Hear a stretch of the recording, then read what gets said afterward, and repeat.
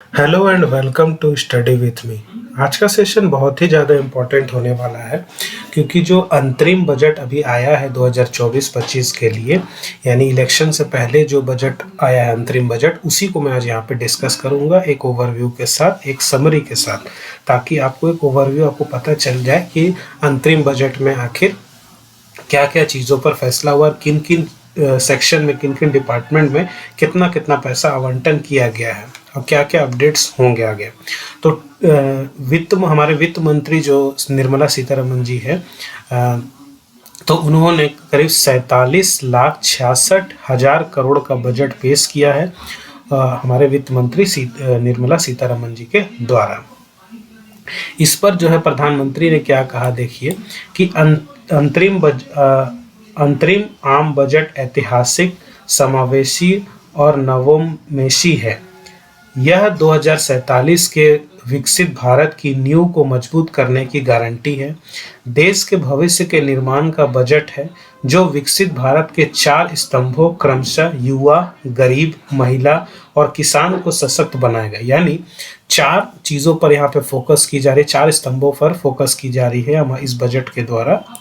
और आगे आने वाले समय में कि युवा पर हमें ध्यान देना है, जो गरीब परिवार है, जो गरीब वर्ग के लोग, उन पर ध्यान देना, महिलाओं पर ध्यान देना और किसानों पर ध्यान देना है। ठीक है। तो और केंद्र वित्त मंत्री निर्मला सीतारमन ने गुरुवार को मौजूदा नरेंद्र मोदी सरकार का आखिरी बजट पेश किया। लोकसभा चुनाव के मद्देनजर यह अंतिम बजट था। हालांकि इस बार लोगों को कर में कोई छूट नहीं मिली, यानी जो टैक्स स्लैब है उसमें किसी तरह का कोई बदलाव नहीं किया गया है, उसमें किसी तरह की कोई छूट नहीं मिली है। मगर सरकार ने पूंजीगत व्यय और अन्य सामाजिक कल्याणकारी सेवाओं के क्षेत्र में निरंतर आगे बढ़ने के संकल्प को इसमें दोहराया है। यानी कि जो टैक्स स्लैब है इसमें कोई बदलाव नहीं हुआ है, यानी आय शुल्क समेत प्रत्यक्ष और अप्रत्यक्ष कर की दरों में कोई बदलाव नहीं किया गया है। आयकर के मामले में पहले की ही तरह दोनों कर व्यवस्थाएं लागू रहेंगी। यानी नई कर व्यवस्था के तहत आयकर कानून की धारा 87A के तहत 7 लाख रुपए तक की आय वाले व्यक्ति कर छूट के पास पात्र होंगे। यानी जिनका भी इनकम जो है वो 7 लाख तक है अगर एनुअली, उनको कर में छूट मिलेगी। वहीं पुरानी व्यवस्था के तहत छूट की सीमा 5 लाख रुपए बनी हुई है। पुरानी अगर व्यवस्था देखें तो उसमें 5 लाख तक का है, अभी इसको 7 लाख किया गया है। ठीक है। न राहत न बोझ, आगे की सोच। बजट का जो फोकस जो यहाँ पे रखा गया है, मैंने पहले ही बताया कि अंतरिम बजट के वित्त मंत्री का जो यहाँ पे फोकस जो रहेगा, ये किसानों पर रहेगा, युवाओं पर रहेगा, महिलाओं पर रहेगा और गरीबों के कल्याण के साथ साथ देश की सुरक्षा पर भी रहेगा। इसमें भविष्य की झलक भी हमें देखने को मिल रही है। ठीक है। राहत क्या क्या है कि 1 करोड़ करदाताओं को लाभ इसमें मिलेगा। यानी सरकार वित्त वर्ष 2009 तक 25,000 रुपये और 2010-11 और 2014-15 के लिए 10,000 रुपये तक की पुरानी विवादित प्रत्यक्ष कर मांगों को वापस लेगी। इससे 1 करोड़ करदाताओं को फायदा होगा। स्टार्टअप के लिए वह सॉवरेन वेल्थ फंड द्वारा किए गए निवेश पर कर छूट 31 मार्च 2025 तक बढ़ाया गया है। और जीडीपी की जो वृद्धि दर है उसे भी 7.3% रहने का अनुमान यहाँ पे देखा गया है। पर्यटन क्षेत्र की अगर हम लोग बात करें तो राज्यों को प्रतिष्ठित पर्यटन केंद्र का संपूर्ण विकास शुरू करने तथा उनकी वैश्विक पैमानों पर ब्रांडिंग और मार्केटिंग करने के लिए प्रोत्साहित किया जाएगा। पर्यटन केंद्रों को वहां उपलब्ध सुविधाओं और सेवाओं की गुणवत्ता के आधार पर रेटिंग दी जाएगी। यानी पर्यटन क्षेत्र में किस तरह से जो सेवाएं हैं या फिर सुविधाएं हैं उसकी जिसकी जितनी अच्छी होगी उसको गुणवत्ता के आधार पर जो है उसको रेटिंग भी मिलेगा। हरित ऊर्जा के बारे में यहाँ पे बोला गया कि वर्ष 2030 तक 100 मीट्रिक टन की कोयला गैसीकरण और तरलीकरण क्षमता स्थापित की जाएगी। परिवहन के लिए सीएनजी व घरेलू प्रयोजन के लिए पीएनजी में कंप्रेस्ड बायोगैस के मिश्रण को अनिवार्य किया। कुछ बड़ी गारंटी भी यहाँ पे देखने को मिली कि कुछ कुछ गारंटी भी की गई कि बढ़ेगी हवाई कनेक्टिविटी, यानी उड़ान योजना के तहत 517 नए रूट लॉन्च किए जाएंगे। छोटे शहरों में हवाई अड्डों के निर्माण पर विशेष ध्यान दिया जाएगा। हवाई संपर्क बढ़ेगी, यानी आने वाले समय में आप और ज़्यादा कनेक्टिविटी देखने को मिल जाएगी और छोटे छोटे जो शहर है वहाँ पे भी एयरपोर्ट जो है वो बनाया जाएगा। रेलवे होंगे अपग्रेड, यानी कि वंदे भारत स्तर के 40,000 रेल डब्बे बनाए जाएंगे। भीड़ वाले रेल मार्गों के लिए 3 कॉरिडोर भी बनेंगे। मेट्रो रेल का विस्तार भी होगा। साथ ही यानी रेल हो गया, एयरपोर्ट हो गया, सारी चीज़ों पर अपग्रेडेशन देखने को आने वाले समय में मिलेगा। 300 यूनिट फ्री बिजली दी जाएगी, यानी रूफ टॉप सोलराइजेशन से 1 करोड़ परिवारों को मासिक 300 यूनिट तक मुफ्त बिजली मिलेगी। इससे 15,000 से 18,000 रुपये तक बचेंगे और ऊर्जा को बढ़ावा दिया जाएगा। साथ ही साथ बिजली का ये में भी फायदा देखने को मिलेगा। साथ ही साथ मध्यम वर्ग को आशियाना भी मिलेगा, यानी जिनके पास अपना घर नहीं है उनके लिए सरकार नई हाउसिंग स्कीम लाएगी। इस स्कीम के तहत 5 वर्षों में 2 करोड़ घर बनाए जाएंगे, यानी कि जिनके पास अपना घर नहीं है उनको घर के लिए भी फैसिलिटीज दी जाएंगी। उसके लिए भी यहाँ पे बजट में इसके बारे में भी बोला गया है। क्या लक्ष्य रखा गया कि राजकोषीय जो घाटा है 4.5% होगा। राजकोषीय घाटा 4.5% होगा, यानी वित्त वर्ष 2024-25 के लिए राजकोषीय घाटा 5.1%, तो 2025-26 में 4.5% करने का लक्ष्य रखा गया है। ठीक है, इस पर भी काम किया जाएगा। राज्यों को ब्याज मुक्त कर्ज, यानी केंद्र सरकार राज्यों को 50 साल के लिए 75,000 करोड़ रुपए का ब्याज मुक्त कर्ज मुहैया कराएगी, यानी किसी तरह का उस पर ब्याज नहीं लिया जाएगा। यानी जितना अमाउंट देगी केंद्र सरकार तुम्हारे, यानी सेंट्रल गवर्नमेंट जो स्टेट गवर्नमेंट को जो अमाउंट देगी, तो उसमें किसी भी तरह का इंटरेस्ट जो है, इंटरेस्ट फ्री लोन दिया जाएगा। ठीक है, तो एक बहुत बड़ा सपोर्ट है। साथ ही साथ बड़ा जनजातीय मंत्रालय का बजट वित्त वर्ष 2024-25 के अंतरिम बजट में जनजातीय कार्य मंत्रालय के लिए 13,000 करोड़ रुपए का आवंटन किया गया है। इसमें 70% की वृद्धि की गई है। ठीक है, यानी करीब 70% की वृद्धि जो इस पर भी जो है जनजातीय कार्यालय मंत्रालय में जो है इस पर की गई है। ठीक, देख सकते हैं 13,000 करोड़ रुपए का आवंटन जो है किया गया है। साथ ही साथ अगर हम लोग देखें स्वास्थ्य के क्षेत्र पे, तो स्वास्थ्य के क्षेत्र में जो है वो मेडिकल कॉलेजों का विस्तार भी यहाँ पे किया जाएगा, यानी अस्पतालों के बुनियादी ढांचे का उपयोग कर अधिक मेडिकल कॉलेज स्थापित किए जाएंगे। इसके लिए एक समिति बनेगी।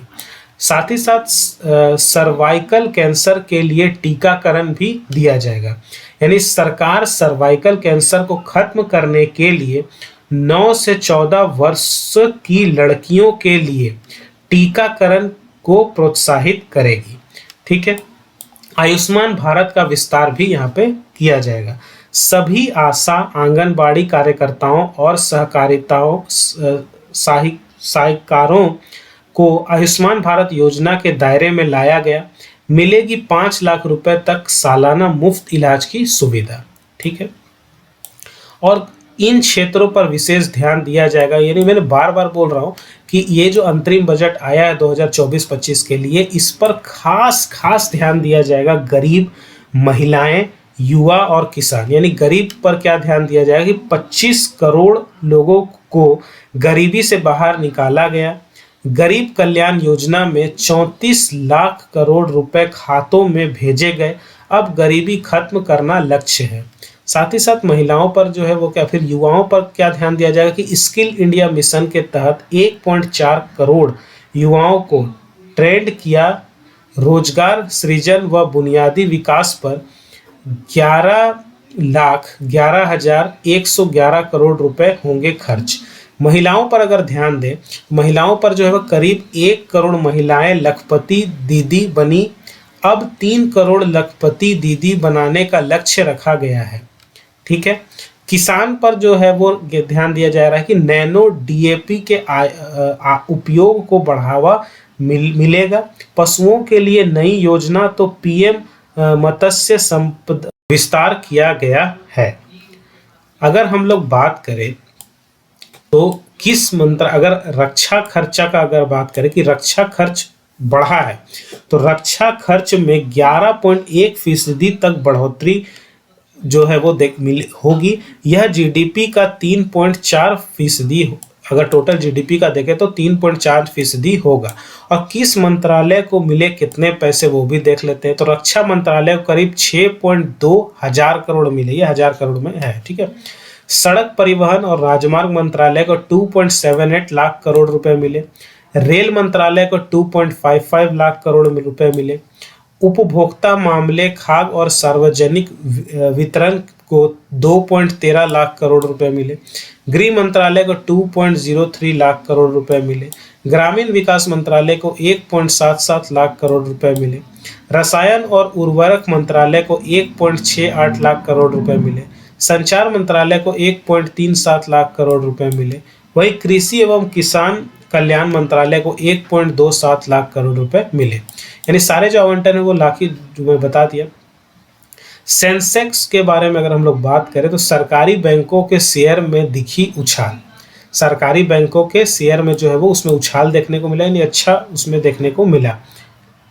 तो यानी अंतरिम बजट की घोषणाओं का शेयर बाजार पर ज्यादा असर नहीं दिखा। सुबह 11 बजे जब वित्त मंत्री ने बजट भाषण शुरू किया तब बाजार में तेजी थी और सेंसेक्स 72,000 के स्तर पर था, लेकिन बाद में कारोबार के अंत में बीएसई सेंसेक्स 106.81 अंक गिरकर 71,645.30 अंक पर बंद हुआ। वहीं निफ्ट भी 28.25 अंक कमजोर होकर 21,697.45 अंक पर रही। हालांकि सरकारी बैंकों में खासी तेजी दर्ज की गई। पैसे कहां से आएंगे और पैसे कहां जाएंगे, ये इस पर भी एक चार्ट यहाँ पे हमने देखने को मिला। यहाँ पे उस पर देख लेते हैं थोड़ा। तो उधार और अन्य देनदारी 28% है, यहाँ से पैसे आएंगे, ठीक है। आयकर से 19% पैसे आने हैं। केंद्र उत्पाद शुल्क से 5% आने हैं पैसे। निगम कर से 17% आने हैं पैसे। वहीं गैर कर प्राप्तियां जो है 7% की, यहाँ से पैसे आने हैं। गैर ऋण पूंजीगत प्राप्तियां जो है 1% यहाँ से पैसे आने हैं। वही सीमा शुल्क से 4% पैसे आने हैं और जीएसटी और अन्य कर से जो है 18% पैसे आने हैं। वहीं पैसे कहाँ जाएंगे, तो केंद्रीय क्षेत्र की योजनाओं पर 16% पैसा खर्च होगा। वित्त आयोग और अन्य स्थानांतरण पर 8% पैसे खर्च होंगे, 0.8% पैसे खर्च होंगे। वही राज्यों का हिस्सा कर, वित्त आयोग और अन्य स्थानांतरण पर 8% पैसे खर्च होंगे। वही राज्यों का हिस्सा कर और शुल्क पर 20% पैसे खर्च होंगे। अन्य व्यय पर 9% पैसे खर्च होंगे। वही 4% जो है वो पेंशन पर 4% पैसे खर्च होंगे। ब्याज भुगतान पर 20% पैसे खर्च होंगे। केंद्र प्रायोजित योजनाएं पर 8% पैसे खर्च होंगे। वही सब्सिडी पर 6% पैसे खर्च होंगे। वही रक्षा पर 8% जो है पैसे खर्च होंगे। तो ये सारी चीजें जो है वो अंतरिम बजट पर हमें देखने को मिली निर्मला सीतारमन जी के द्वारा। जो है टोटल अगर बजट हम देखें तो 47,66,000 करोड़ का जो है ये बजट हमें देखने को मिला। देखते हैं इससे क्या देश को फायदा होता है और क्या क्या और अपडेट्स आता है। इस पर जितना भी जो भी अपडेट्स आएगा वो मैं बताना चाहूँगा। आई होप आपको जो है अंतरिम बजट के बारे में जो है एक ओवरव्यू जो मैं देना चाह रहा था वो आपको यहाँ पे मिल गया होगा और सारी जानकारी आपको यहाँ पे क्लियर कट हो गई होंगी। तो वीडियो पसंद आता है और सारी जानकारी आपको मतलब ठीक से समझ में आती है तो अच्छा है। कुछ भी अगर कहीं भी कोई डाउट होता है वो आप मुझे कमेंट सेक्शन में पूछ सकते हैं।